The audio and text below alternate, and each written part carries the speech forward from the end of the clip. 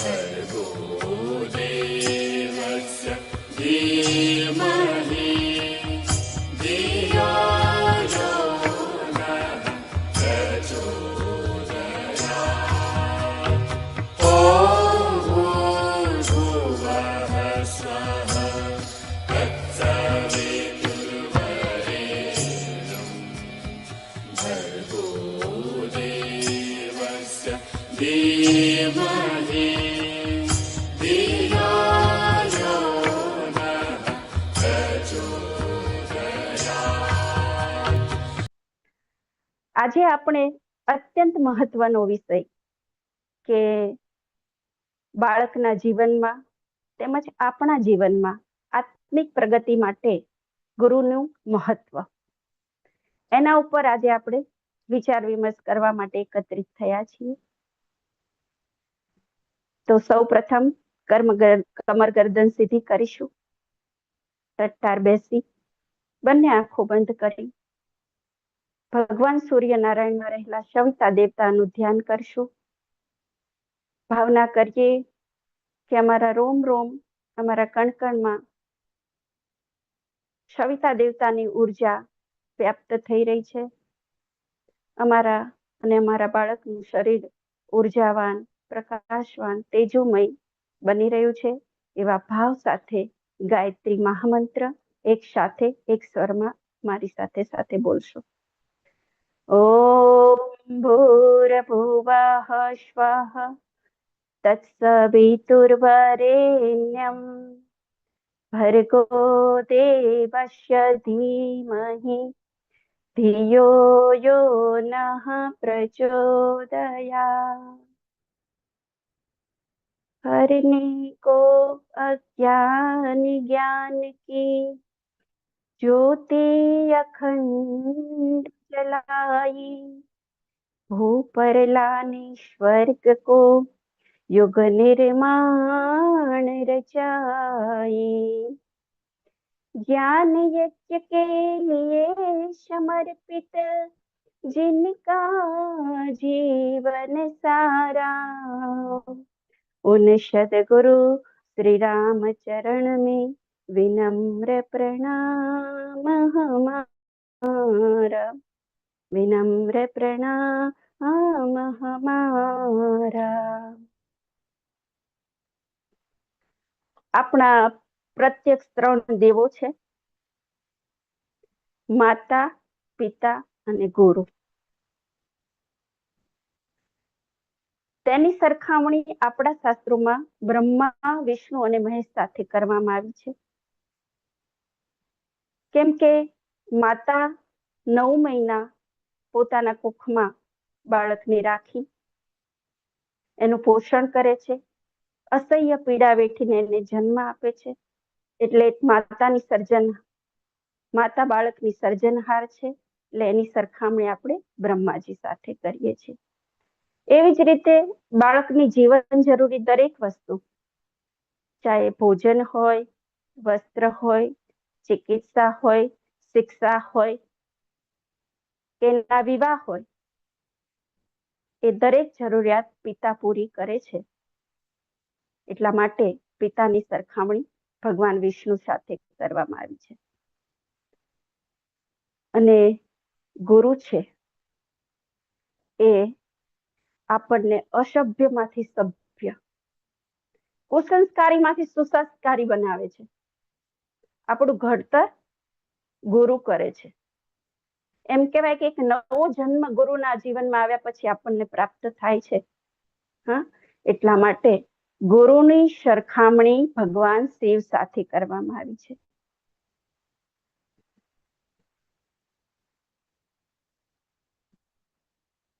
જેના માનસિક વિચારો, સ્વભાવ, જ્ઞાન, ગુણો અને કર્મો પર જો કોઈ દૂરદર્શી મહાપુરુષનું નિયંત્રણ નથી, એવા વ્યક્તિનો શું ભરોસો? જેના જીવનમાં ગુરુ નથી, એ વ્યક્તિના સ્વભાવનો શું ભરોસો? એમ માટે આવી અસભ્ય અને કુસંસ્કારી વ્યક્તિને આપણા શાસ્ત્રમાં ન ગુરુ કયો છે.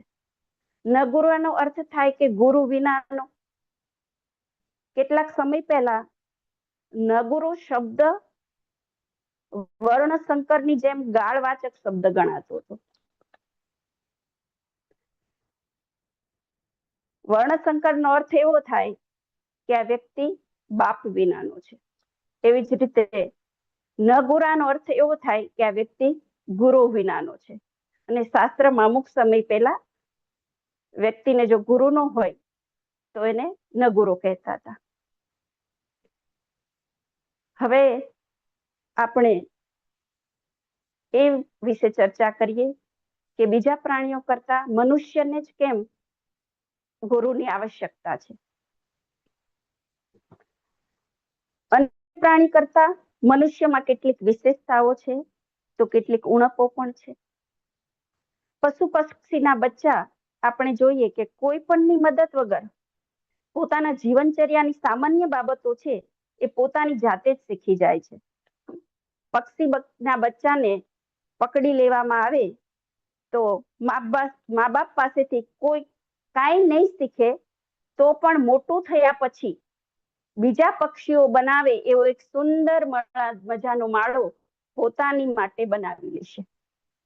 એવી જ રીતે પશુઓના બચ્ચાની વાત કરીએ કે પશુઓના બચ્ચા જન્મથી જ જેવો જન્મ લે ને એવી જ રીતે પોતાની જાતે ઊભા થવાનો પ્રયત્ન કરે. કદાચ બે વખત ઊભા ના થઈ શકે, પડી જાય, પણ થોડી વારમાં એ જાતા ઊભા રહી શકે અને ચાલવાનો પ્રયત્ન કરવાથી ચાલી પણ શકે છે. અને પોતાની માતાને શોધી અને એના દૂધનું સ્થાન શોધી અને દૂધ પણ પીવા લાગે છે. જે લોકો પશુપાલનનું કાર્ય કરતા હોય અથવા તો જેના ઘરે પશુ હશે એમને આ વાતનો ખ્યાલ હશે. જ્યારે માણસનું બાળક ઘણા દિવસ પછી કંઈક શીખે છે કે સમજી શકે છે. મનુષ્ય જન્મ લીધા પછી પડખું ફેરવવું, દૂધનું સ્થાન શોધવું એ બધું કરી શકતો નથી. માતાને પણ ઓળખી શકતો નથી. તો આ માણસની અમુક વિશેષતાઓ છે, અમુક ઉણપો પણ છે. એક ઉદાહરણ દ્વારા આપણે સમજીએ કે આફ્રિકાનું જંગલ હતું અને એ જંગલમાં માદા વરુ છે એ 2 બાળકોને ઉઠાવી જાય છે. ઉઠાવી ગયા પછી એનો શિકાર નથી કરતી પણ ઉછેરીને એને મોટા કરે છે. એ બાળકો માદા વરુના બાળકો જોડે રમે છે, એમના જેવું જ ખોરાક લે છે, એમના જેમ જ 4 પગે ચાલે છે. ટૂંકમાં એમની માનસિક સ્થિતિ બિલકુલ વરુ જેવી બની જાય છે. જંગલના શિકારીઓનું ટોળું એક વખત શિકાર કરવા નીકળે છે તો આ દ્રશ્ય જોઈને એમને ખૂબ નવાઈ લાગે છે કે છે મનુષ્ય પરંતુ એમની માનસિક સ્થિતિ કેવી બની ગઈ છે? વરુ જેવી. કેમ કે એ જેવું જોયું તેવું જ એ શીખ્યા. અને એક બીજું ઉદાહરણ લઈએ કે જે બાળક જન્મથી બહેરું હોય ને એ મૂંગું પણ હોય છે. કેમ કે એને શબ્દોને સાંભળ્યા જ નથી. તો જે શબ્દ એ સાંભળ્યા નથી એને બોલી નથી શકતો, એની નકલ કરી નથી શકતો. ટૂંકમાં આ વાત એટલા માટે રજૂ કરું છું કે માણસ છે એ કોરા કાગળ જેવો છે. એમાં જેવા અક્ષર લખવા હોય ને એવા આપણે લખી શકીએ છીએ. ભીની માટીની જેમ પણ જેવો આકાર આપવો હોય તેવા બીબામાં એને મૂકી અને આકાર આપી શકાય છે. આપણે જોઈએ કે ઘણા બાળકો ઉચ્ચ કુટુંબમાં, સુસંસ્કારી કુટુંબમાં જન્મેલા હોય છે તો એની અંદર એવા જ સંસ્કાર અને વિશેષતાઓ હોય છે. જ્યારે જે બાળકો હલકા કુટુંબમાં જન્મે છે એમના સંસ્કારો પણ હીન હોય છે. આપણો ધર્મ, સંસ્કૃતિ, રિવાજ, ભાષા, વેશભૂષા, શિષ્ટાચાર, આહાર, વિહાર વગેરે વાતો માણસ આસપાસના લોકો પાસેથી શીખે છે. જો કદાચ કોઈ બાળકને જન્મથી એકલું રાખવામાં આવે ને તો મનુષ્યને જરૂર એવી બધી જ બાબતોથી વંચિત રહી જાય, એમાં કોઈ શંકા નથી. જે આપણે આગળ માદા વરુ બાળકોને ઉઠાવીને લઈ ગઈ એ ઉદાહરણ પરથી સમજ્યા. મનુષ્ય બીજા પાસેથી જ બધું શીખે છે એ એની નિર્બળતા છે અને ઉચ્ચ વિકાસની અવરોધક પણ છે. કેમ કે સામાન્ય વાતાવરણમાં સારા તત્વોને બદલે ખરાબ તત્વો વધારે હોય છે અને એ ખરાબ તત્વોમાં એવું આકર્ષણ હોય છે કે કાચા મગજનો માણસ સહેલાઈથી એમાં તણાઈ જઈ શકે. પરિણામે આગળ જતા એની ગણતરી ખરાબ માણસ તરીકે થાય છે. નાની ઉંમરમાં કેવા સંસ્કારો ગ્રહણ કરે છે એ કહી શકાતું નથી, પરંતુ મોટી ઉંમરે જ્યારે સંસ્કારો અને સ્વભાવ પ્રગટ થાય છે ત્યારે નબળા ખોટા સંસ્કારો લાંબા સમયથી દ્રઢ થયેલા હોય તેમને દૂર કરવાનું મુશ્કેલ બની જાય છે. આ બધી જ મુશ્કેલી અને નિર્બળતાઓનો ખ્યાલ રાખીને આપણા ઋષિઓએ બહુ જ દૂરદર્શી વાપરીને એક ઘણો જ મહત્વનો એક સુંદર રસ્તો નિર્માણ કર્યો. એમણે નક્કી કર્યું કે પ્રત્યેક બાળકને માતા પિતા ઉપરાંત એક એવી વ્યક્તિના નિયંત્રણમાં રાખવું જોઈએ કે જે દીર્ઘદ્રષ્ટા હોય, તત્વજ્ઞાની હોય, પારદર્શી હોય, મનોવૈજ્ઞાનિકની સૂક્ષ્મતાઓનો જ્ઞાતા હોય, બાળકનો સ્વભાવ ઓળખી તેમાં જોઈતો સુધારો કરવાની શક્તિ વાળો હોય. બાળકના સુંદર એક ધારા વિકાસ માટે આવા ખાસ નિયામકની જરૂર છે તેવું આપણા ઋષિઓ સમાજ દ્રષ્ટાઓએ નક્કી કર્યું છે. મનુષ્ય જીવન માત્ર ખાવા પીવા કે ભોગ વિલાસ માટે નથી એવું આપણા શાસ્ત્રો કહે છે કે મનુષ્ય જન્મ દુર્લભ છે. આ જીવનનો સાચો હેતુ આત્મકલ્યાણ અને પરમાત્માની પ્રાપ્તિ છે, પરંતુ એ માર્ગ સરળ નથી. જેમ અજાણ્યા રસ્તે માર્ગદર્શન વિના મુસાફરી મુશ્કેલ બને છે, તેમ આધ્યાત્મિક માર્ગ પર ગુરુ વિના આગળ વધવું અઘરું છે.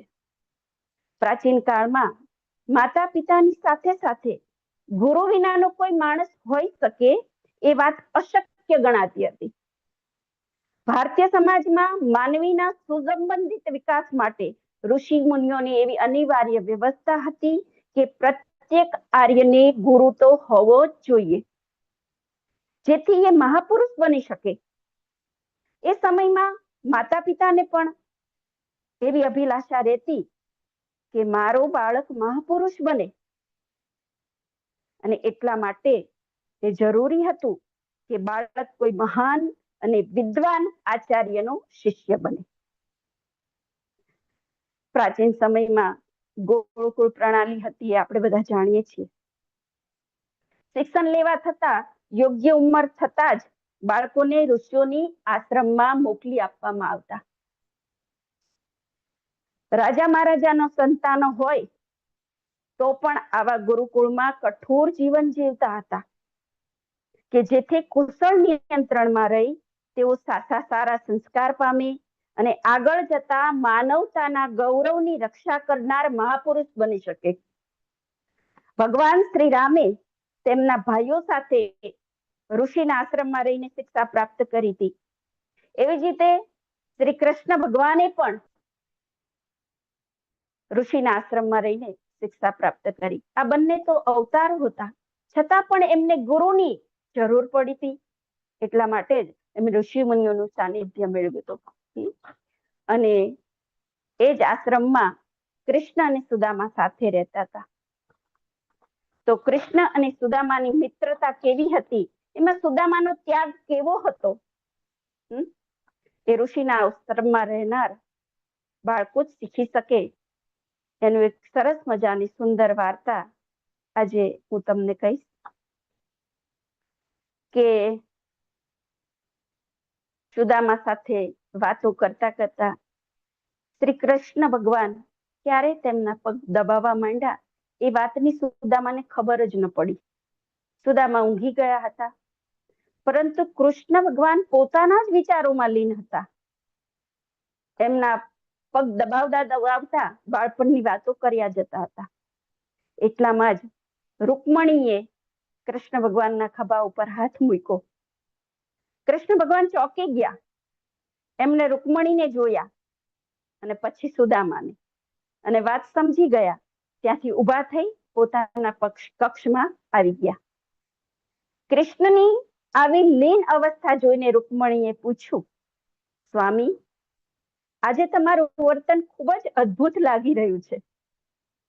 તમે આ દુનિયાના સૌથી મોટા સમ્રાટ, દ્વારકા આવે ત્યારે પણ જરાય પ્રભાવિત નથી થતા, અને તે તમારા મિત્રના આગમનની જાણથી એટલા ભાવ વિભોર થઈ ગયા કે ભોજન છોડીને ઉઘાડા પગે લેવા માટે તમે દોડી ગયા. તમે જેમને કોઈ દુઃખ, કષ્ટ કે પીડા ક્યારે રડાવી શક્યા નથી. અહીં સુધી કે ગોકુળ છોડતી વખતે માતા યશોદાના આંસુ જોઈને પણ તમે નથી રડ્યા. તે તમારા મિત્રના જીર્ણ શીર્ણ અને ઘાવથી ભરેલા પગ જોઈને એટલા ભાવુક થઈ ગયા કે તમારા આંસુઓથી એમના પગ ધોઈ નાખ્યા. કૂટનીતિ, રાજનીતિ અને જ્ઞાનના શિખર પુરુષ તમે તમારા મિત્રને જોઈને એટલા મગ્ન થઈ ગયા કે કોઈ વિચાર કર્યા વિના તેને ત્રિલોકની સમસ્ત સંપત્તિ અને સમૃદ્ધિ આપવાનું તમે નક્કી કર્યું. કૃષ્ણ પોતાની એ જ આનંદિત અવસ્થામાં હતા. બોલ્યા, તે મારો બાળપણનો મિત્ર છે રૂકમણી, પણ બાળપણમાં તો તેમણે ગુરુ માતાએ તમને બંનેને વહેંચીને ખાવા આપેલા ચણા પણ તમારી પાસેથી છુપાવીને ખાઈ લીધા હતા. તો હવે એવા મિત્ર માટે આટલી ભાવુકતા કેમ? આ પ્રશ્ન સત્યભામા પોતાની જિજ્ઞાસા વ્યક્ત કરે છે, કૃષ્ણ ભગવાનને કરે છે. કૃષ્ણ ભગવાન હસતા હસતા બોલે છે કે સુદામાએ એવું કાર્ય કર્યું છે સત્યભામા કે સમગ્ર સૃષ્ટિને એનો આભાર માનવો જોઈએ. તેણે એ ચણા ભૂખને કારણે નથી ખાધા, પરંતુ તેથી ખાધા કે નહોતો ઈચ્છતો કે તેનો મિત્ર કૃષ્ણ દરિદ્રતા જુએ. તેને ખબર હતી કે એ ચણા આશ્રમમાં ચોરો છોડી ગયા છે, અને તેને એ પણ ખબર હતી કે એ ચોરોએ એ ચણા એક બ્રાહ્મણીના ઘરમાંથી ચોર્યા હતા, અને એ પણ ખબર હતી કે બ્રાહ્મણીએ શ્રાપ આપ્યો હતો કે જે કોઈ એ ચણા ખાશે એ જીવનભર દરિદ્ર રહેશે. સુદામાએ એ ચણા મારી પાસેથી છુપાવીને ખાધા જેથી હું સુખી રહું. તે મને ઈશ્વરનો અંશ માનતો હતો, તેથી એને એ ચણા ખાધા કારણ કે તેને લાગ્યું કે જો ઈશ્વર જ દરિદ્ર થઈ જશે તો સમગ્ર સૃષ્ટિ દરિદ્ર થઈ જશે. સુદામાએ સમગ્ર સૃષ્ટિના કલ્યાણ માટે પોતે દરિદ્ર બનવાનું સ્વીકારી લીધું. આટલો મોટો ત્યાગ રૂકમણીના મોઢેથી આપમેળે નીકળી ગયું. મારો મિત્ર બ્રાહ્મણ છે. રૂકમણી અને બ્રાહ્મણ જ્ઞાની અને ત્યાગી જ હોય છે. એમના હૃદયમાં જનકલ્યાણની ભાવના કૂટી કૂટીને ભરેલી હોય છે. એકાદ અપવાદને છોડીને બ્રાહ્મણ આવા જ હોય છે. હવે તમે જ કહો કે આવો મિત્ર માટે મારા હૃદયમાં પ્રેમ કેમ નો જન્મે? તો પછી શું જન્મે પ્રિય? ગોકુળ છોડતી વખતે હું તેથી ન રડ્યો કારણ કે જો હું રડે તો મારી માં યશોદાના પ્રાણ જ નીકળી જાત. મારા મિત્રના આવા પગ જોઈને, તેના એવા ઘાવો જોઈને મારું હૃદય ભરાવા આવ્યું છે રૂકમણી. એના પગમાં આવા ઘાવો અને જીવનમાં આવી દશા માત્ર તેથી થઈ કારણ કે તે પોતાના આ મિત્રનું ભલું ઈચ્છતો હતો. જાણે છે રૂકમણી, પરિવાર છોડીને કોઈ પણ આ કૃષ્ણનું એટલું ભલું ક્યારેય નથી ઈચ્છ્યું. લોકો તો મારી પાસે પોતાનું ભલું કરવાની અપેક્ષા રાખે છે.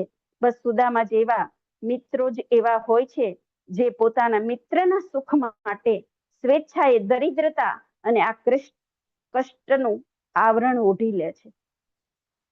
આવા મિત્ર દુર્લભ હોય છે અને ન જાણે ક્યાં પુણ્યના ફળ રૂપે મળે છે. હવે આ મિત્રને જો ત્રિલોકની સમસ્ત સંપત્તિ પણ આપી દેવામાં આવે તો પણ ઓછી પડશે. કૃષ્ણ ભાવુકતાથી ભરેલા અવાજમાં બોલ્યા. અહીં કક્ષમાં બધી જ રાણીઓના આંખો ભીની હતી અને ત્યાં કક્ષની બહાર ઉભેલા સુદામાની આંખોથી પણ ગંગા યમુના વહી રહી હતી. તો કૃષ્ણ અને સુદામાનું ઉદાહરણમાં એક સુંદર મજાની વાર્તા આપણે સાંભળી કે ઋષિ મુનિઓના આશ્રમમાં રહીને સુદામા કેટલો કૃષ્ણ માટે ત્યાગ કરે છે. પ્રાચીન સમયમાં હું અમુક આચાર્યનો શિક્ષક છું એ વાત લોકો ઘણા ગૌરવથી કહેતા. પ્રાચીન પ્રથા પ્રમાણે જ્યારે કોઈ મનુષ્ય પોતાનો પરિચય આપે ને ત્યારે કહેતો કે હું અમુક આચાર્યનો શિષ્ય છું, અમુક પિતાનો પુત્ર છું, અમુક ગોત્રનો વંશજ છું અને અમુક નામનો વ્યક્તિ છું. એ સંકલ્પો કરવાના હોય, પ્રતિજ્ઞાઓ કરવાની હોય, સાક્ષીમાં રાજદરબારમાં જવાનું હોય, જ્યાં જ્યાં પરિચય આપવાનો થતો ને ત્યાં આ જ ધોરણ પ્રચલિત હતું. જેવી રીતે બગીચાને જો સુંદર બનાવવો હોય ને તો કુશળ માળીની નિમણૂક કરવી પડે, જેથી જ્યારે જ્યારે જરૂર પડે ને ત્યારે માળી એમાં બગીચાને પાણી પાય. વધારે પાણી હોય તો એને કાઢી નાખે. સમયે સમયે બગીચાને ગોળે, નીંદે, ખાતર નાખે, પશુઓથી એનું રક્ષણ કરે વગેરે કામો માટે માળી હંમેશા સજાગ રહેતા હોય છે. અને પરિણામ સ્વરૂપ બગીચો ફળ ફૂલથી ભરેલો, લીલી હરિયાળીથી અને ઘાસથી, ફૂલોથી, વૃક્ષોથી શોભી ઉઠે છે અને ઉડીને આંખે વળગે એવો સુંદર લાગે છે. માણસનું મગજ પણ એક બગીચો છે. તેમાં પણ જાત જાતના મનોભાવ, વિચાર, સંકલ્પો, ઈચ્છા, વાસના, યોજના રૂપી વૃક્ષો, છોડવાઓ આ બધું ઉગી નીકળે છે. એમાં કેટલાક ઉપયોગી છે તો કેટલાક નિરુપયોગી છે. જેમ બગીચાને ઝાડી ઝાખરા આપમેળે ઉગી નીકળે અને તેની સંખ્યા વધી જાય તો આખો બગીચો નષ્ટ થઈ જાય. તેટલા માટે માળી શું કરે છે, એને કાપી નાખે છે અને દૂર દૂરથી સારા બીજ લાવીને એમાં વાવ્યા કરે છે. તો ગુરુ પોતાના શિષ્યના મગજરૂપી બગીચાનો માળી છે. તે એમાંથી ઝાડી ઝાંખડા જેવા નકામા સંકલ્પો, સંસ્કારો, આકર્ષણો અને પ્રભાવોને ઉખાડી નાખે છે અને પોતાની બુદ્ધિ, દીર્ઘદ્રષ્ટિ અને ચતુરાઈથી એવા સંસ્કાર રૂપી બીજ વાવે છે કે જેથી આ મગજરૂપી બગીચો બહુમૂલ્ય બની જાય. કોઈ વ્યક્તિને એવો વિચાર આવે કે હું પોતે જ આત્મનિર્માણ કરીશ, હું પોતે જ સુસંસ્કારી બનીશ, મારે ગુરુની કોઈ જરૂર નથી. તો શું એવું બની શકે? હા, બની શકે. કેમ કે આત્મામાં અનંત શક્તિ છે. પોતાનું કલ્યાણ કરવાની તેમાં સંપૂર્ણ તાકાત છે. પરંતુ એવો પ્રયત્ન કરવામાં કોઈ વિરલ વ્યક્તિ જ સફળ થાય. સર્વસાધારણ માટે આવા કષ્ટ સાધ્ય છે, કેમ કે પોતાના દોષ પોતાને દેખાતા નથી. કોઈ વૈદ કે ડોક્ટર બીમાર પડે ત્યારે પોતાનો ઈલાજ કરી શકતો નથી, કારણ કે પોતાની નાડી તપાસીને જોવાનું અને નિદાન કરવાનું ઘણું અઘરું હોય છે. એટલા માટે જ ચિકિત્સા બીજા વૈદ કે ડોક્ટર પાસે કરાવવી પડે છે. ગમે તેટલી સારી વ્યક્તિ પણ આત્મનિરીક્ષણમાં સફળ થતી નથી. આપણે બીજાઓની જેવી નિંદા કરી શકીએ, આલોચના કરી શકીએ, બીજાને જેવી આપણે સલાહ સૂચન આપી શકીએ તેવી પોતાના માટે કરી શકતા નથી. કોઈ અપરાધી એવો નથી કે કદાચ જો એને મેજિસ્ટ્રેટ બનાવી દેવામાં આવે તો તે પોતાના અપરાધ માટે સાચો ફેંસલો લઈ શકે. નિષ્પક્ષ ફેંસલો કરાવવો હોય તો બીજા કોઈને જજ તરીકે નિયુક્ત કરવા જોઈએ. આત્મનિર્વાણનું કાર્ય પણ એવું જ છે, જેના માટે સુયોગ્ય સહાયકની, ગુરુની આવશ્યકતા છે. સાચા બૌદ્ધિક વિકાસ માટે આપણા ભારતીય ધર્મ પ્રમાણે ગુરુની જરૂરિયાત માનવામાં આવી છે, જેથી મનુષ્યની વિચારધારા, સ્વભાવ, સંસ્કાર, ગુણ, પ્રકૃતિ, ટેવો, ઈચ્છાઓ અને મહત્વકાંક્ષાઓ વગેરેનો પ્રવાહ એક ઉત્તમ દિશામાં વહેતો રહે અને મનુષ્ય પોતાનામાં સંતુષ્ટ રહી પ્રસન્ન, પવિત્ર અને પરિશ્રમી બને. બીજાઓને પોતાની ઉદારતા અને સાચા વ્યવહારથી સુખ પહોંચાડે. આવા સુસંસ્કારી મનુષ્ય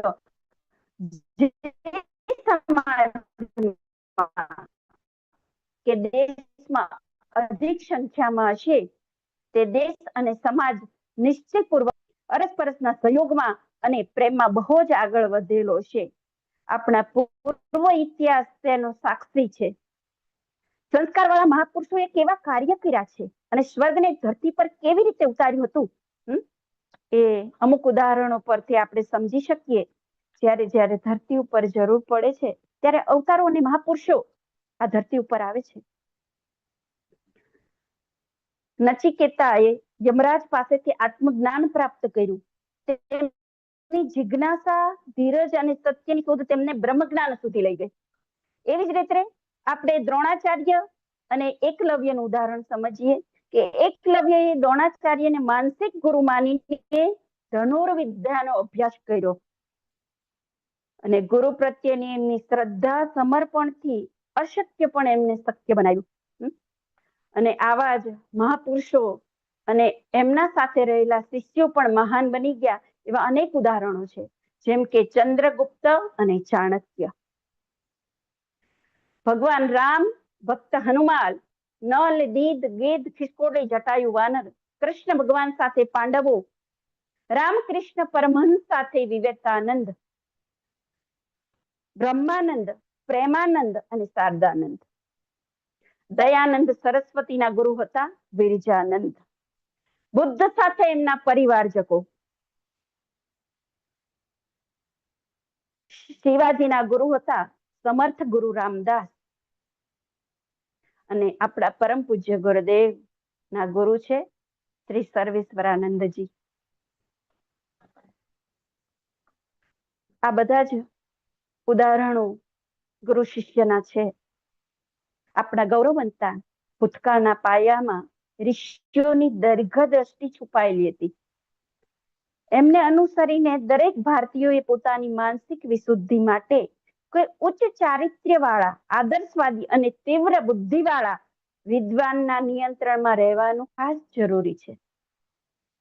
ધન કમાવવું, વિદ્યા પ્રાપ્ત કરવી, શસ્ત્રો ચલાવવા એ બધા કામો જરૂરી હતા, પણ માનસિક શુદ્ધિના તોલે કોઈ જ ના આવે એ તો સૌથી વધારે જરૂરી હતું.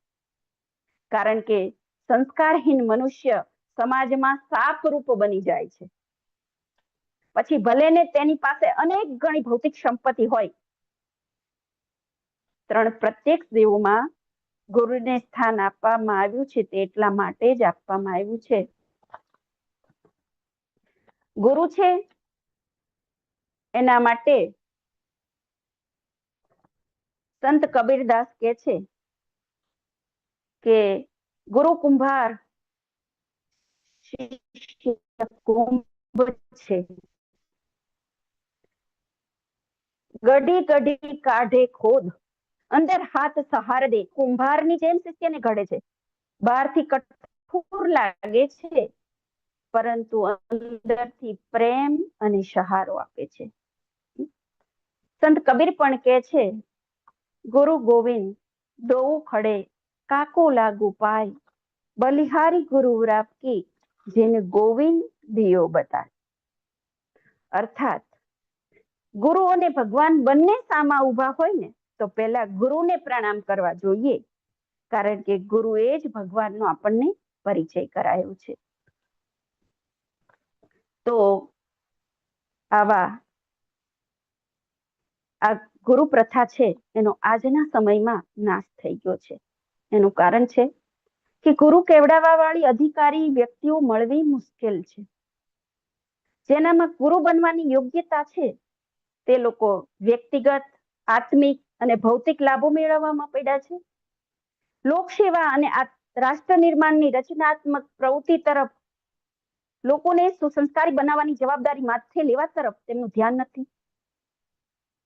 તેઓ એમાં થોડો લાભ અને મુશ્કેલી વધુ અને બોજો ભારે લાગે છે એવું સમજે છે. તે કરતા બીજા સરળ ઉપાયો, વધુ ધન, યશ કમાઈ લેવાના અનેક માર્ગ છે. જ્યારે એમની સામે આવે છે ત્યારે ગુરુની મહાન જવાબદારી માથે લેવાની આ લોકો છોડી દે છે.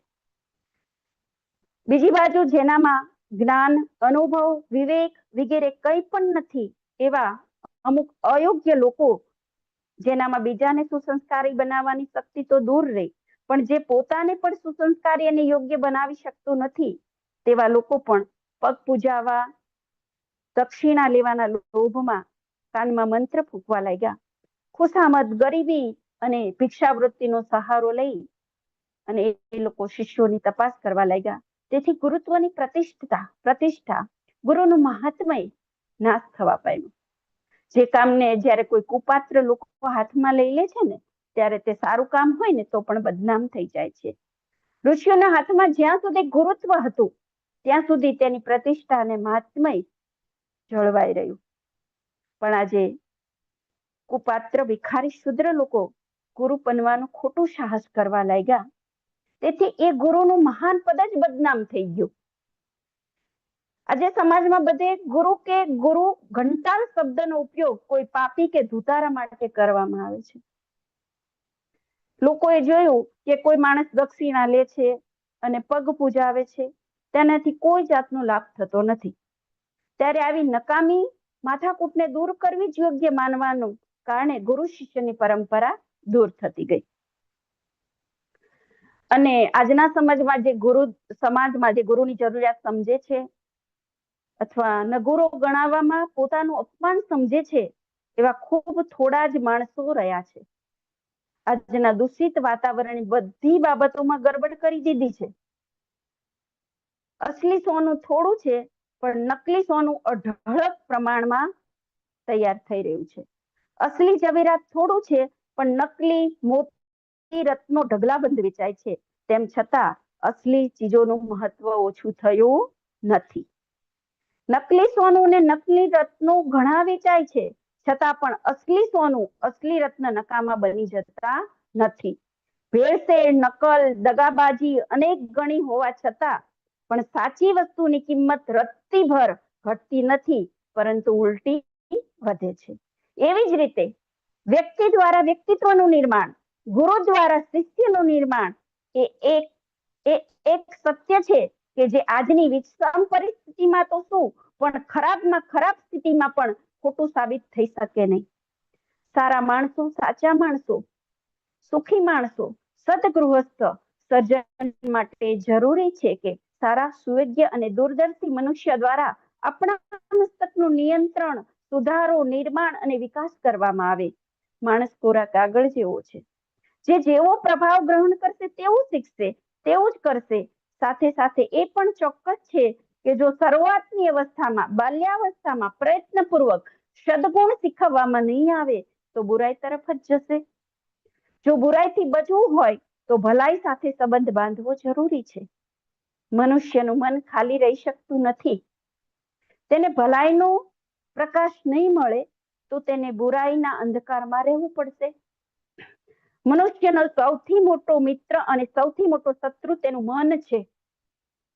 કામ, ક્રોધ, લોભ, મોહ, મદ, મત્સર જેવા શત્રુઓ આપણા મનમાં વસે છે.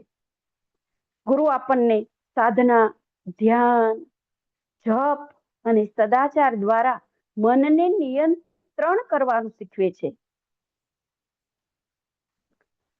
શાસ્ત્રકારોએ ગુરુ શિષ્ય સંબંધ વિશે કહ્યું છે કે ગુરુની સમર્થતાની સાથે સાથે શિષ્યની શ્રદ્ધા અને પાત્રતા હોવી પણ જરૂરી છે.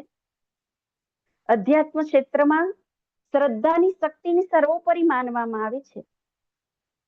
એક જ મંત્ર હોય, એક જ સાધના પદ્ધતિ હોય અને એક જ ગુરુ હોવા છતાં જુદા જુદા સાધકોની આત્મિક પ્રગતિની ગતિ જુદા જુદા પ્રકારની હોય છે. એનું મૂળ કારણ છે શ્રદ્ધા, સમર્પણ અને ઈશ્વર પ્રત્યે એવો લગાવ. હું કે અને ઈશ્વર બંને એકરૂપ થઈ જઈએ. જ્યાં શ્રદ્ધા નથી ત્યાં બાહ્ય કર્મકાંડ નિષ્પ્રાણ બની જાય છે. જે શ્રદ્ધાના સહારે મીરાએ ગિરધર ગોપાલને વશમાં કર્યા હતા. એકલવ્યએ ગુરુ દ્રોણાચાર્યની માટીની મૂર્તિ ને અસલી દ્રોણ કરતા પણ વધારે સમર્થ બનાવી હતી. રામકૃષ્ણ પરમહંસે પથ્થરની પ્રતિમાને જીવંત કાલીની જેમ ભોગ ગ્રહણ કરવા માટે વિવશ કરી હતી. તે શ્રદ્ધા તત્વ જ આત્મિક પ્રગતિનો મૂળભૂત આધાર છે. એને ઉપાર્જિત કરવા માટે ગુરુનો આશ્રય લેવો પડે છે. માતા પિતા તો માત્ર શરીરનું સૃજન અને પોષણ કરે છે, જ્યારે ગુરુ આત્મામાં, વ્યક્તિત્વમાં સુસંસ્કારિતાનું આરોપણ કરી આ જ જન્મમાં બીજો જન્મ પ્રદાન કરે છે. ગુરુના સહારે નર પશુમાંથી નર અને નરમાંથી નારાયણ બનવાની સંભાવના રહેલી છે. ગુરુજનોના સાનિધ્યથી કેટલાય સામાન્ય વ્યક્તિઓને અસામાન્ય બનવાનો અવસર મળ્યો છે.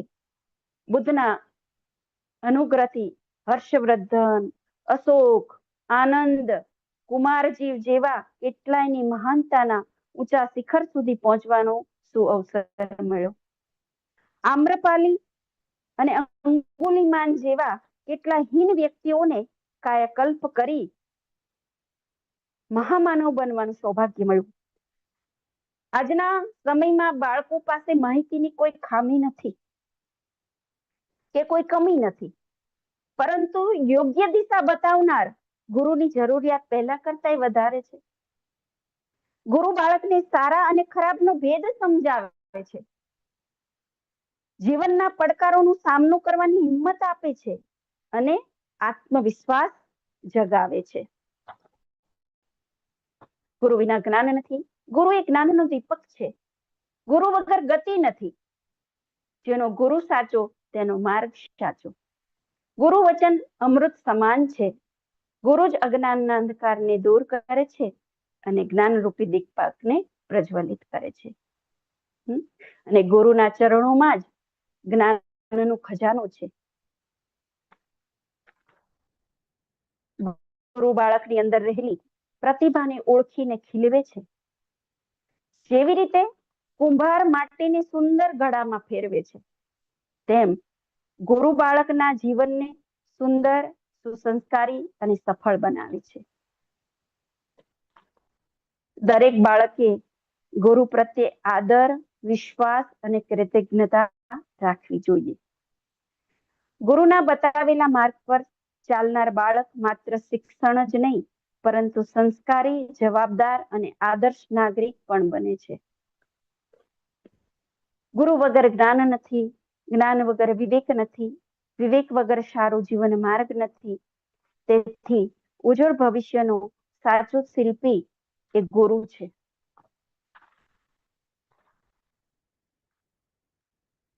હવે માતા પિતા પોતાના બાળકને સાચું ધન શું આપી શકે? સદગુણ અને સંસ્કાર. અને એક સરસ મજાની વાર્તા છે જે દરેક માતાઓને હું કહીશ કે બે છોકરા હતા. બંને છોકરાનું નામ હતું વિશાલ અને અભય. બંને મિત્રો હતા. એક જ ધોરણમાં ભણતા હતા. બંને સાથે સ્કૂલમાં જતા, સાથે રમતા. થોડા વર્ષ સુધી આ ક્રમ ચાલતો રહ્યો. બંને બાળકો ધીમે ધીમે મોટા થઈ રહ્યા. મોટા થવાની સાથે વિશાલની અંદર અહંકાર આવવા લાગ્યો. એક દિવસ તેને અભયને કહ્યું, અભય તું તો ગરીબ છે. કેવી રીતે? અભય સવાલ કર્યો. કેમ કે અત્યાર સુધી અભય તો એમ જ સાંભળ્યું હતું કે જેની પાસે ભરપેટ ભોજન નથી અને પહેરવા માટે કપડાં નથી તે ગરીબ કહેવાય. એટલે અભય પ્રશ્ન પૂછે છે કે કેવી રીતે એમ? વિશાલ જવાબ આપે છે કે તારા ઘરમાં ટીવી નથી, ફ્રીજ નથી અને એસી નથી. અભય પૂછ્યું કે જેને ત્યાં આ બધું નથી તે ગરીબ કહેવાય? વિશાલે જવાબ આપે છે કે હાસ તો મારી મમ્મીએ તો મને એમ જ કહ્યું છે. એવું વિશાલ અભિમાનથી, ગર્વથી બોલે છે. અભયનું મોં પડી જાય છે. તે ઉતરેલા મોંએ ઉદાસ થઈ અને ઘરે પહોંચે છે. આમ તો રોજ ઘરે નજર તો એની હોય જ કે મારા ઘરમાં શું શું છે, પરંતુ છતાં પણ એ ધ્યાનથી પોતાના ઘરને જોવા લાગે છે અને મનમાં વિચારવા લાગ્યો કે વિશાલ બરાબર જ કહેતો હતો. એના ઘરની જેમ મારા ઘરમાં કિંમતી સોફા નથી, ટેલિવિઝન નથી, ફ્રીજ નથી કે મોંઘો સામાન નથી. આવું વિચારીને પછી એ થોડો વધારે પાછો ઉદાસ થઈ ગયો. હવે અભયને થયું કે એના બધા જ મિત્રોમાં એ પોતે જ ગરીબ છે એવો એને અંદરથી અહેસાસ થયો. હવે આ અભય છે એ બીજા બાળકો સાથે રમવા જવાનું કે એમના ઘરે જવાનું ટાળવા લાગ્યો. એને લાગતું કે વિશાલની જેમ બીજા મિત્રો પણ એને ગરીબ કહેવા લાગશે. એ પોતાની જાતને બીજા બાળકો કરતા હીન સમજવા લાગ્યો. કેટલાય દિવસથી અભયની માં આ બધું નોટિસ કરી રહી હતી કે અભય ખીલીને વાત નથી કરતો, ઉદાસ રહે છે, તેના મિત્રો સાથે રમવા નથી જતો. અભયની માતાએ વિચાર્યું કે કદાચ મિત્રોની વચ્ચે ઝઘડો થયો હશે. એક દિવસ માતાએ પૂછ્યું કે શું વાત છે બેટા, તારી કોઈ મિત્ર સાથે લડાઈ થઈ ગઈ છે? અભયે કહ્યું, ના મમ્મી, તો પછી તો બીજા બાળકો સાથે રમવા કેમ નથી જતો? સુનમુન થઈને ચૂપચાપ કેમ બેસી રહે છે? માં પૂછે છે. અભય બોલો, માં તે બધા અમીર છે, તેમને ત્યાં જતા મને સંકોચ થાય છે. કેમ? કોઈએ તને કઈ કહ્યું છે? અત્યાર સુધી તો બધા એકબીજાના ઘરે આવતા જતા હતા, રમતા હતા. અભય કહે છે, અત્યાર સુધી મારું આ તરફ ધ્યાન જ ગયું નહોતું. વિશાલે કહ્યું મને કે આપણે ગરીબ છીએ, કેમ કે એના ઘરની જેમ આપણા ઘરે કિંમતી સામાન નથી. માને આ સાંભળીને સારું ન લાગ્યું.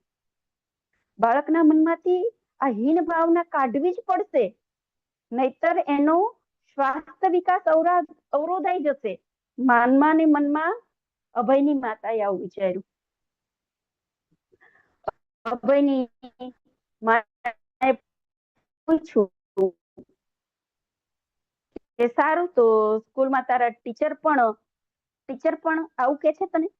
તે પણ એવા બાળકોને મહત્વ આપે છે અને પ્રેમ કરે છે કે જેના ઘરે કિંમતી સામાન અને વસ્તુઓ હોય? અભય બોલ્યો, ના મમ્મી, એવું તો કઈ નથી. તો બેટા આ વાતને તારા મનમાંથી બિલકુલ કાઢી નાખ. જેના ઘરમાં કિંમતી સામાન છે તે વ્યક્તિ મોટો છે. વ્યક્તિ મોટો પોતાના ગુણો અને સારા વ્યવહારથી હોય છે. બહારની ચમકદમક અને વસ્તુ થોડા સમય માટે જ પ્રભાવિત કરી શકે છે. માતા આવું અભયને સમજાવી રહી હતી. અભય ધ્યાનથી માતાની વાત સાંભળી રહ્યો હતો. માં ફરી બોલી, બેટા, ઈમાનદારી અને મહેનતની કમાણી ગ્રહણ કરવા વાળા સાચા અમીર છે. લાંચ રિશ્વત લેવા વાળા, બીજાને હેરાન કરવા વાળા સૌથી વધારે ગરીબ છે. તો અત્યારે આ બધી વાતોમાં ધ્યાન ન આપીશ. પરીક્ષા નજીક આવી રહી છે, મન લગાવીને તું અભ્યાસ કર. વ્યક્તિનો સદગુણથી જ સાચું અને સ્થાયી સન્માન મળે છે, એવું માતા અભયને સમજાવે છે. અભયને માની વાત સમજાઈ ગઈ.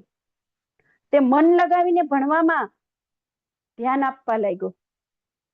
વાર્ષિક પરીક્ષાનું રિઝલ્ટ આવ્યું તો અભય પ્રથમ નંબરે પાસ થયો. આચાર્યએ, પ્રિન્સિપાલે એના ખૂબ વખાણ કર્યા અને ઇનામ આપ્યું. શિક્ષકો અને મિત્રોએ પણ તેના વખાણ કર્યા. એ દરમિયાન અભયને વચ્ચે વચ્ચે એની માની વાત યાદ આવી કે સદગુણ અને મહેનતથી જ સાચું અને સ્થાયી સન્માન મેળવી શકાય છે. જ્યારે શિક્ષકો વખાણ કર્યા, આચાર્યએ વખાણ કર્યા, મિત્રો વખાણ કર્યા, ત્યારે વચ્ચે વચ્ચે એને માની એ વાત યાદ આવતી હતી. ધીરે ધીરે સમય પસાર થઈ ગયો. હવે અભય વિશાલની વાતો ઉપર બિલકુલ ધ્યાન નહોતો આપતો. એની માતાને એ સન્માન આપવા લાગ્યો. એની શિખામણ અનુસાર અભય ચાલવા લાગ્યો. અભય દરેક ધોરણમાં પ્રથમ નંબરે પાસ થવા લાગ્યો.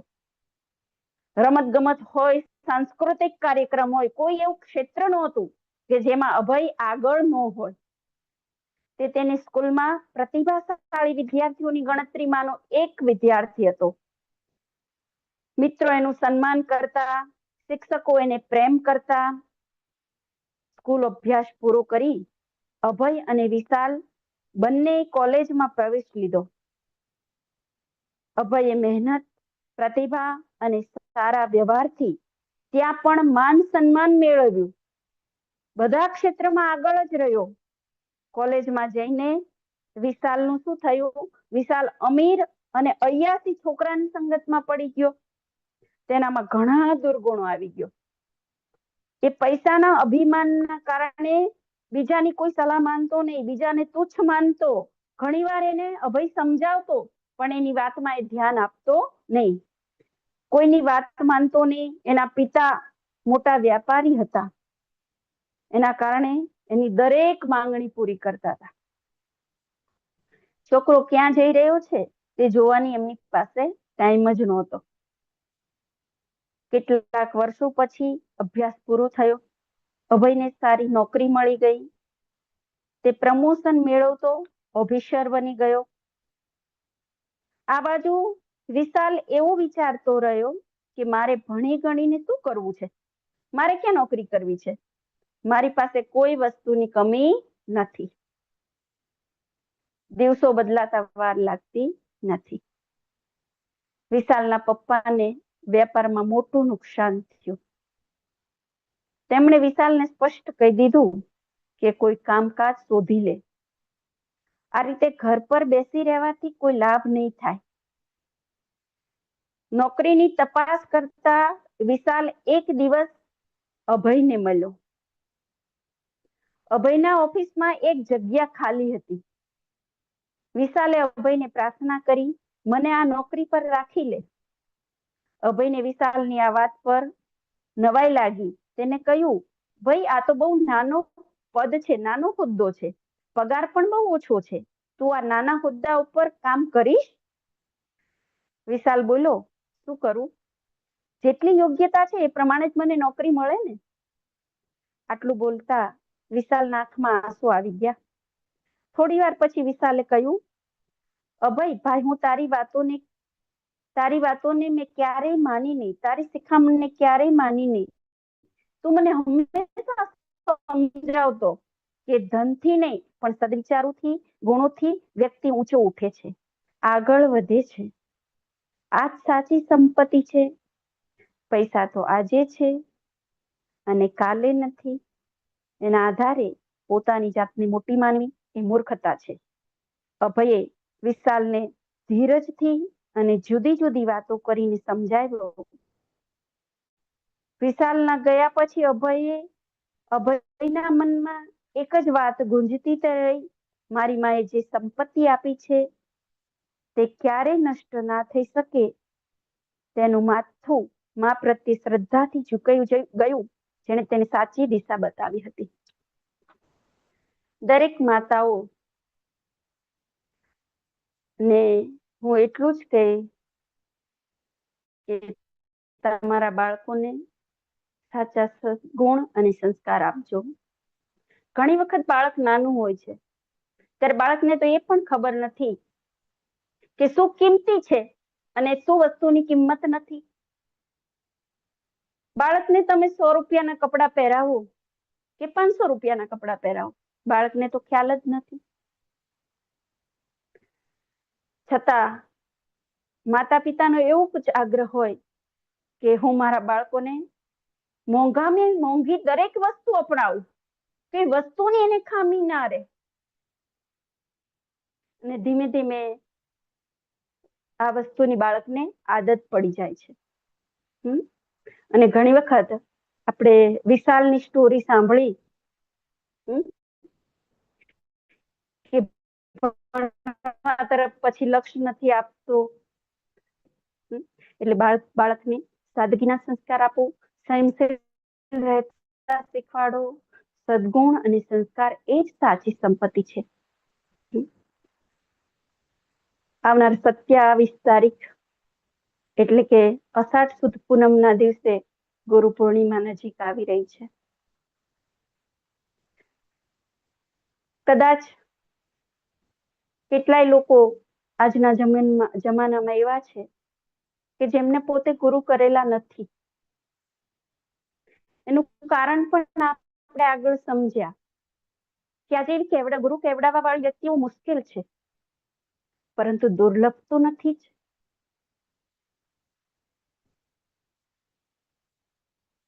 અમારા ગાયત્રી પરિવારના પંડિત શ્રી રામ શર્મા આચાર્યજી, જેમના વિશે માતા બહેનો ને આજે હું થોડી વાત કરીશ. આમ તો એ 80 વર્ષના જીવનકાળ દરમિયાન 800 વર્ષથી પણ વધારે કાર્ય કરી ગયા. ગુરુ કેવા હોવા જોઈએ? જ્ઞાની, તપસ્વી, પુણ્યશાળી અને જેના હૃદયમાં માત્ર ને માત્ર લોક કલ્યાણની જ ભાવના ભરેલી છે, એવા સમર્થ ગુરુ હોવા જોઈએ. એવા શ્રી રામ શર્મા આચાર્યજી, કે જેમને 15 વર્ષની ઉંમરથી તપશ્ચર્યા શરૂ કરેલી. એમના ગુરુ છે સર્વેશ્વરાનંદજી. 18 જાન્યુઆરી 1926 અને વસંત પંચમીના દિવસે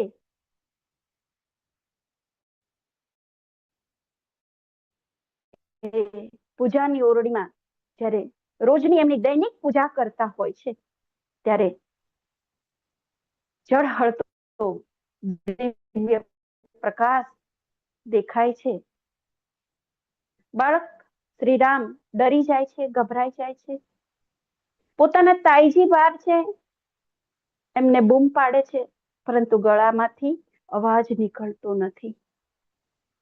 એવા ભયભીત વાતાવરણમાં એક દિગંબર ઋષિના દર્શન થાય છે. શ્રી સર્વેશ્વરાનંદજી કે છે, બેટા તું ડરીશ નહીં, ગભરાઈશ નહીં. હું અને તું તો અનેક જન્મના સાથી છીએ, જન્મ જન્માંતરના સાથી છીએ, અને એક વિશેષ ભગીરથ કાર્ય કરવા માટે બેટા તારું અવતરણ થયું છે. આટલું કહી એ બાળકને આત્મજ્ઞાન પ્રાપ્ત કરાવી પાછળના 3 જન્મો એક પિક્ચરની જેમ બતાવવામાં આવે છે. શ્રી રામને મહત્વના 3 જન્મો બતાવે છે. એમાંનો એમનો પહેલો જન્મ છે સંત કબીર. બીજો જન્મ છે સમર્થ ગુરુ રામદાસ, અને એમનો ત્રીજો જન્મ હતો રામકૃષ્ણ પરમહંસ. સંત કબીર સાથે માં લોહી હતા. સમર્થ ગુરુ રામદાસની અવસ્થામાં એમને લગ્ન કરેલા નહીં. રામકૃષ્ણ પરમહંસ સાથે જે માં શારદામણી હતા, એ જ આ જ જન્મમાં એમના જીવન લીલા સંગીની તરીકે માતા ભગવતી દેવી સ્વરૂપે મળ્યા. 3 જન્મો બતાવવામાં આવ્યા. ગુરુદેવે આત્મસમર્પણ કર્યું. કરીશે વચનમ તવ, હવે તમે કહેશો એ પ્રમાણે જ મારું આગળનું જીવન હશે. એમાંનો દાદા ગુરુદેવનો એમને પહેલો આદેશ હતો કે બેટા આજથી જ તારે ગાયત્રી તપશ્ચર્યા, ગાયત્રી પુનશ્ચરણ શરૂ કરવાના છે. આગળનું કાર્ય ખૂબ વિશાળ છે, ભગીરથ કાર્ય છે. એના માટે અખંડ દીપકની સ્થાપના કરવી, અને એ અખંડ દીપક સામે 24 પુનશ્ચરણ, એક પુનશ્ચરણમાં 24 લાખ ગાયત્રી મહામંત્રના જાપ થાય છે. આવા 24 વર્ષ સુધી પરમ પૂજ્ય ગુરુદેવે કરોડોની સંખ્યામાં ગાયત્રી મહામંત્ર કર્યા. રોજની 66 માળા, 108 ગાયત્રી મંત્ર બોલીએ ને ત્યારે 1 માળા થાય છે. આજે ઘણી ગર્ભવતી બહેનોને જ્યારે ગર્ભ સંસ્કાર કરવા જઈએ ત્યારે કહીએ કે બેટા કેટલા મંત્ર કરીશ, તો કે 3 કરીશ, 5 કરીશ. પછી કે બેટા 24 તો ઓછામાં ઓછા કર, અને શક્ય હોય તો 3 માળા. તો પરમ પૂજ્ય ગુરુદેવ 15 વર્ષની ઉંમરે 66 માળા, 108 મંત્ર બોલે ત્યારે 1 માળા, આવી 66 માળા કરતા હતા. ત્યારે વર્ષે 24 લાખ મંત્ર થાય. અને અસ્વાદ વ્રત, કોઈ પણ સ્વાદ નહીં. ભોજનના બધા સ્વાદ હોય છે ને, ગળ્યો છે, ખાટો છે, તીખો છે, ખારો છે, કડવો છે ને તુરો છે. 6 રસનો ત્યાગ. રોટલી, જવની 2 અને છાશ. જવ પણ કેવા, ગાયમાં 33 કોટી દેવતાઓનો વાસ છે, તો આપણે બધા જાણીએ છીએ. તો એ 33 કોટી દેવતા ગાયને એ જવ ખવડાવે. એના છાણ ગોબરમાંથી જે જવ નીકળે એને પાણી નાખી ચારણામાં લઈ ધોઈ સૂકવી એની 2 મોળી રોટલી અને એના જોડે એ ગાયના દૂધની 1 વાટકી છાશ. આજે સવારે પરમ પૂજ્ય ગુરુદેવે આ ભોજન કર્યું તો કાલે સવારે ભોજન કરે ત્યાં સુધી પાણી સિવાય કશું જ લેતા નહોતા. આજના યુગમાં આટલું ભગીરથ તપ પરમ પૂજ્ય ગુરુદેવે કર્યું છે. જ્ઞાનની વાત કરું તો ગાયત્રી ઉપાસનાની સાથે સાથે પરમ પૂજ્ય ગુરુદેવે સમસ્ત વેદ, 108 ઉપનિષદ, 18 પુરાણ, 6 દર્શન, સર્વ સ્મૃતિઓ, બ્રાહ્મણ ગ્રંથો, ઇતિહાસ ગ્રંથો અને અનેક ગ્રંથોનો અભ્યાસ કર્યો. અને 19મું પુરાણ પ્રજ્ઞા પુરાણની રચના કરી. વેદ ઉપનિષદનું સરળ હિન્દીમાં અનુવાદ કર્યું. આપણા ભૂતપૂર્વ પ્રધાનમંત્રી ડોક્ટર સર્વપલ્લી રાધાકૃષ્ણનને એમના વેદોનો ભાષ્ય કરેલો સેટ આપવામાં આવ્યો. ત્યારે એટલા પ્રસન્ન થયા, ખુશ થયા. કદાચ આ સેટ જો મને પહેલા જ આપવામાં આવ્યો હોત તો હું રાજકારણમાં પ્રવેશ ન કરે. તો આટલા આ ઉપરાંત પરમ પૂજ્ય ગુરુદેવે 3200 થી વધારે પુસ્તકો લખ્યા આજની સમસ્યાઓના સમાધાન રૂપે. આજના યુગની સમસ્યાનું સમાધાન એમના સાહિત્યમાં રહેલું છે. કોઈ એવો વિષય નથી કે જેના ઉપર પરમ પૂજ્ય ગુરુદેવે ન લખ્યું હોય. કેટલાક ગાયત્રી પરિવારના પરિજનો એવા છે કે જેમને પ્રત્યક્ષ શ્રી રામ શર્માજીના દર્શન નથી કર્યા, પણ એમના વિચારોથી પ્રભાવિત થઈ. એમની કરણી અને કથનીમાં કોઈ ફેર નહોતો. સાદું જીવનને ઉચ્ચ વિચારને વરેલા પરમ પૂજ્ય ગુરુદેવ અને પરમ વંદનીય માતાજી સાથે તેઓ જોડાઈ ગયા અને કાર્ય કરી ગયા, કાર્ય કરવા લાગ્યા. આજે વિશ્વભરમાં 80 થી વધારે દેશોમાં 15 કરોડથી વધારે લોકો ગાયત્રી પરિવાર સાથે જોડાયેલા છે. પરમ પૂજ્ય ગુરુદેવે ગાયત્રીને જન જન સુધી પહોંચાડી. 100 વર્ષ પહેલા તમને ખ્યાલ હશે કે આપણા દાદા પરદાદાને પૂછીએ કે ગાયત્રી મહામંત્ર તો કોઈને કંઠસ્થ નહીં. એમ કે આટલો અઘરો મંત્ર અમે મોઢે નહીં બોલી શકીએ. આજે એક નાનું બાળક સ્કૂલે જતું હોય ને, 5 વર્ષનું બાળક, એ પણ ગાયત્રી મંત્ર બોલતું થઈ ગયું. આજના યુગના વિશ્વમિત્ર પરમ પૂજ્ય ગુરુદેવને કહેવાય કે જેને જન જન સુધી ગાયત્રી મહામંત્રને પહોંચાડ્યો. પરમ પૂજ્ય ગુરુદેવે ગાયત્રી મંત્રને પહોંચાડ્યો. એવી જ રીતે યજ્ઞ ખૂબ ખર્ચાળ થઈ ગયા હતા, મોંઘા થઈ ગયા હતા. આજે તમે જોવો કે ગરીબ માણસ હોય કે અમીર માણસ હોય, એના મકાન વાસ્તુ કરવું હોય ને તો ગાયત્રી મહાયજ્ઞ કરાવે છે. વિવિધ સંસ્કારો યજ્ઞની સાથે ગાયત્રી પરિવારના પરિજનો કરે છે. ઘણા લોકોને એમ થાય કે શું ગાયત્રી પરિવારના લોકો છે ખાલી યજ્ઞ અને કર્મકાંડ જ કરે છે? ના, ગાયત્રી પરિવારના લોકો અનેક કાર્ય કરે છે. સાયલન્ટ મોડમાં સ્વાધ્યાય મંડળો ચલાવે, યુવા યુવતી કેન્દ્રો ચલાવે, કન્યા કૌશલ્ય શિબિરો ચલાવે, શક્તિપીઠોમાં સામૂહિક સાધના થાય, વૃક્ષારોપણનું કાર્ય કરે પર્યાવરણ માટે, લોકો સ્વાવલંબન માટે તૈયાર થાય એટલા માટે એમને સ્વાવલંબી બનાવવા માટેનું પણ પ્રશિક્ષણ આપવામાં આવે. વિવિધ શક્તિપીઠોમાં, મંદિરોમાં ચિકિત્સાલયો ઘણી જગ્યાએ ઉપલબ્ધ છે. ગૌશાળાઓ પણ રહેલી છે. બાળ સંસ્કાર કેન્દ્રો ચલાવે છે. સફાઈ અભિયાન, ગંગા સફાઈ અભિયાન શાંતિકુંજ હરિદ્વારમાંથી કાર્યકર્તાઓની એક મોટી ટોળી જતી હોય છે અને વર્ષમાં 2-3 વખત એ સફાઈ અભિયાનનું કાર્ય કરતા હોય છે. આ તો મેં શાંતિકુંજનું ઉદાહરણ આપ્યું.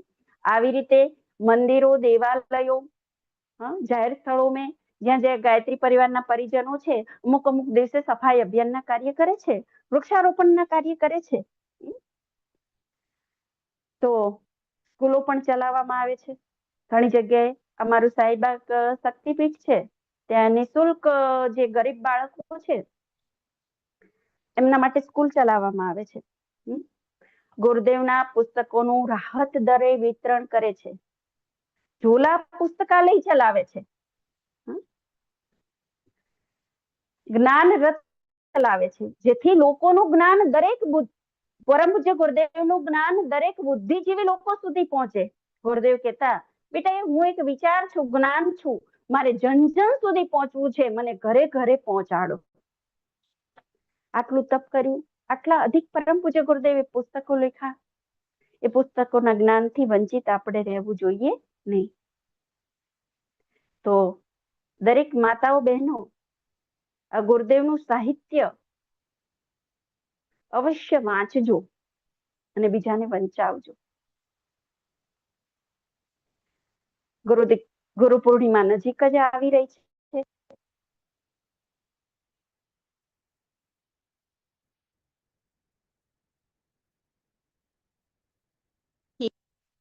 કોઈ બહેન કદાચ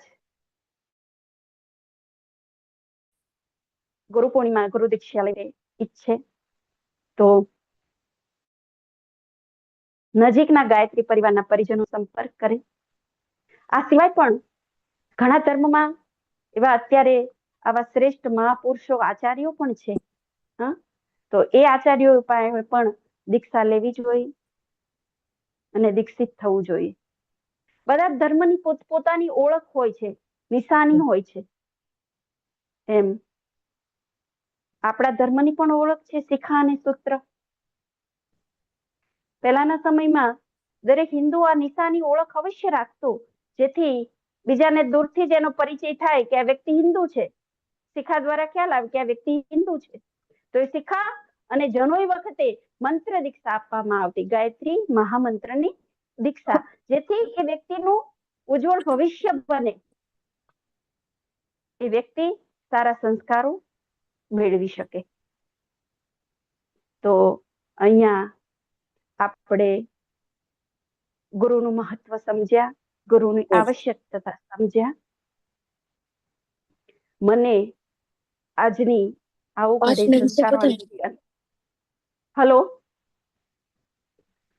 ઘડી સંસ્કારવાન પેઢી અંતર્ગત આજે બોલવાની જે તક મળી એ બદલ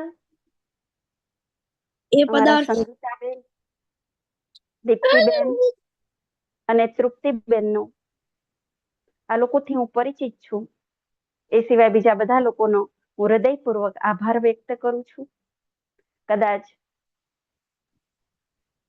આ સમજાવવા દરમિયાન તમને કોઈ એવી વાત મારાથી કહેવાઈ ગઈ હોય કે જેનાથી તમને દુઃખ લાગ્યું હોય,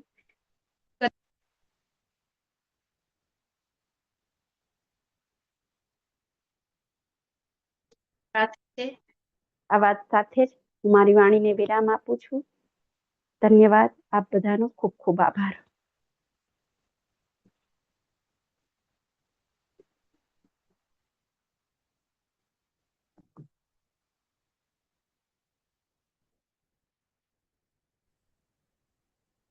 હેલો.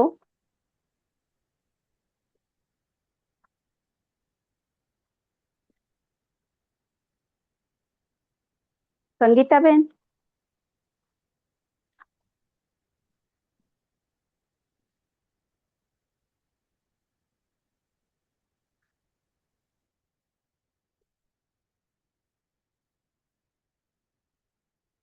સંગીતાબેન, સમય છે આપણી પાસે હજી? હા છે, 5:30 સુધી આપણે લઈ શકાય. 5:30 સુધી, બરાબર. તો અમુક પહેલી છે જે ઉકેલીશું આપણે માતાઓ બહેનો સાથે.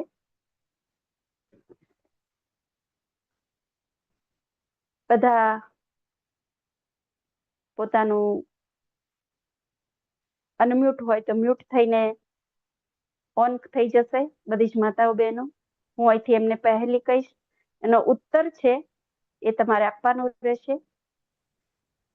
ઉત્તર આપતી વખતે પોતાનું નામ અવશ્ય બોલજો. પહેલી છે, પ્રથમ પહેલી કે ધન દોલતથી મોટી છું, બધી જ વસ્તુઓથી ઉપર છું. જે પામે તે પંડિત બની જાય, જે ન પામે તે મૂર્ખ કહેવાય. બોલો આનો જવાબ શું છે? ભૂમિ વિદ્યા. વિદ્યા. રાઈટ. વિદ્યા રાઈટ છે. વિદ્યા વિદ્યા હા, હા. સરસ. હવે બીજી પહેલી છે. એમાં સુનીતાને 5 દીકરીઓ છે. એ બધી જ દીકરીઓને એક એક ભાઈ છે. તો સુનીતાને કુલ કેટલા બાળકો હશે? જવાબ આપો. સાચો ઉત્તર. ત્રીજી પહેલી છે આપણી કે કેરીનું ઝાડ છે અને ઝાડ નીચે એક આંધળો, મૂંગો, લંગડો અને બહેરો આ 4 વ્યક્તિ બેઠા છે. ઝાડ પરથી કેરી નીચે પડે છે તો સૌથી પહેલા કોણે ઉઠાવી હશે? મૂંગો, લંગડો, આંધળો અને બહેરો. બેરાય. 4 માંથી હા ના બેરાય. ખોટું છે. મૂંગો. ના ખોટું. બેરાય. હા બસ રાઈટ રાઈટ રાઈટ. મૂંગો વ્યક્તિ છે એ શું ઉઠાવે છે? બરાબર, એને પહેલા ઉઠાવી, કેમ કે એને સંભળાય છે, એ જોઈ શકે છે અને ચાલી શકે છે, ફક્ત એ બોલી નથી શકતો એટલે એ કેરી ઉઠાવે છે. ચોથી પહેલી છે હું એક ફળ છું, ફૂલ પણ છું અને મીઠાઈ પણ છું. બોલો મારું નામ શું છે? ગુલાબ જાંબુ. ગુલાબ જાંબુ. સાચો ઉત્તર. હા, સાચો જવાબ છે ગુલાબ જાંબુ. હવે 5મી પહેલી છે. એક વસ્તુ એવી છે જે ખરીદીએ ત્યારે કાળી, વાપરીએ તો લાલ અને ફેંકીએ તો સફેદ હોય છે. આવી કઈ ચીજ છે? શું કીધું? ખરીદીએ ત્યારે કાળી.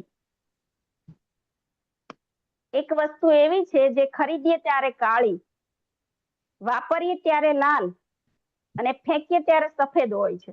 તરબૂચ. ના ના ના ના ના. હા, સાચો ઉત્તર છે કોલસો. કોલસો. એ ખરીદે ત્યારે કાળો અને તપી લાલ થઈ જાય અને પછી ઉપર રાખ બાંધી જાય તો શું થઈ જાય? સફેદ થઈ જાય. સાચો જવાબ છે આ કોલસો.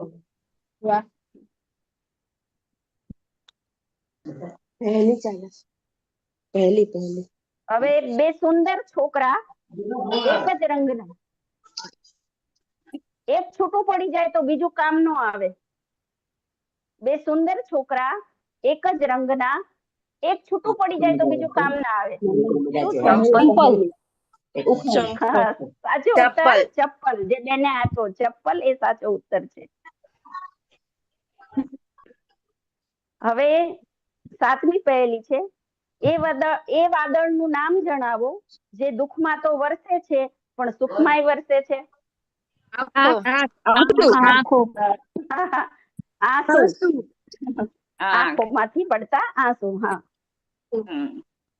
8મી પહેલી છે કે જેને પકડી શકતા નથી, જ્યાં જઈએ ત્યાં આપણો પીછો કરે છે.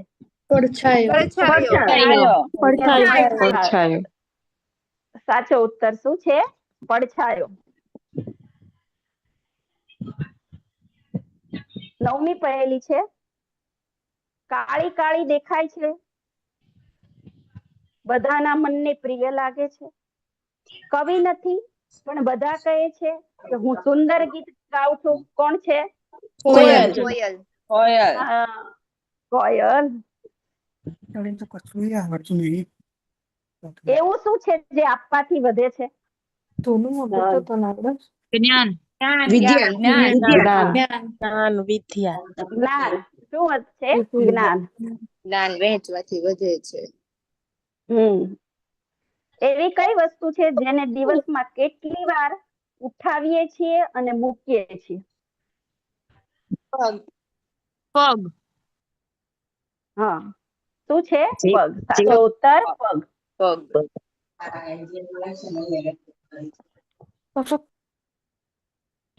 વર્ષના કયા મહિનામાં 28 દિવસ હોય છે? સાચી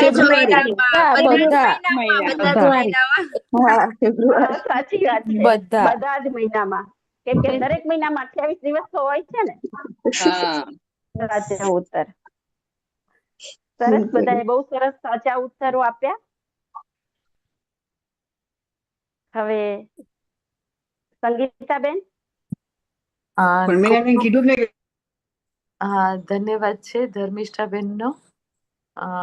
હા, કોણ કઈક કહેવા માંગે છે? કોઈ?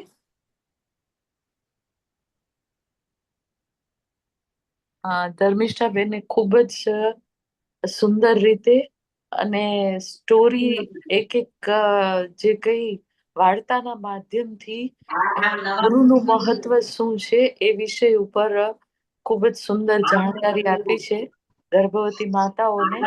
અને એટલે જે પરમ પૂજ્ય ગુરુદેવ નું આખું જીવન ચરિત્ર આપણી સમક્ષ મૂક્યું અને ગુરુ પૂર્ણિમા આવી રહી છે, તો હું ખાસ બધાને વિનંતી કરીશ કે આપણે આપણા જીવનની અંદર ગુરુ કરવા એ ખૂબ જ જરૂરી છે.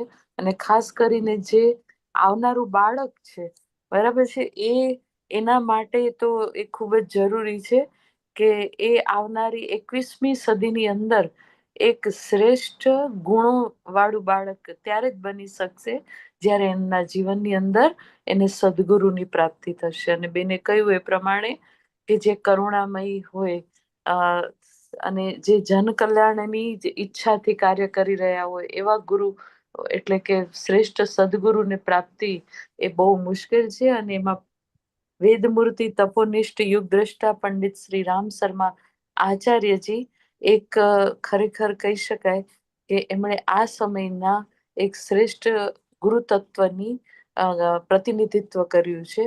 તો આપણે સૌ એમના સંરક્ષણમાં આ એક શ્રેષ્ઠ અભિયાન ચલાવી રહ્યા છીએ.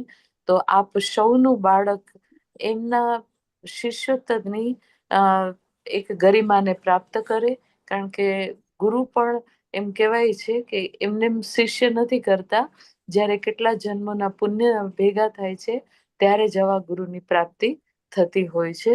તો આવો આપણે મનથી અંતઃકરણથી પરમ પૂજ્ય ગુરુદેવના ચરણોમાં પ્રણામ કરી આજનું સેશન આપણે અહીં પૂર્ણ કરીએ છીએ. ફરીને આદરણીય ધર્મિષ્ઠાબેનનો ખૂબ ખૂબ ધન્યવાદ છે.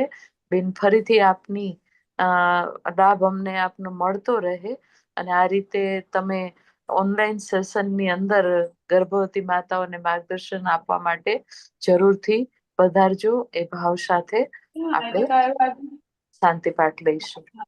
ઓમ દ્યોઃ શાંતિ અંતરિક્ષદ્વં શાંતિ પૃથ્વી શાંતિરાપઃ શાંતિરોષધયઃ શાંતિઃ વનસ્પતયઃ શાંતિર્વિશ્વે દેવાઃ શાંતિર્બ્રહ્મ શાંતિઃ સર્વત્વં શાંતિઃ શાંતિરેવ શાંતિઃ સામા શાંતિરેતિ. ઓમ શાંતિઃ શાંતિઃ શાંતિઃ સર્વારિષ્ટ સુશાંતિર ભવતુ. બધાને જય ગુરુદેવ. આવતીકાલે આપણે ફરીથી મળીએ અને બધાને વિનંતી છે કે નોટ અને પેન, તમારી ગર્ભવતી માતાની ડાયરી તમારી સાથે જ રહેવી જોઈએ.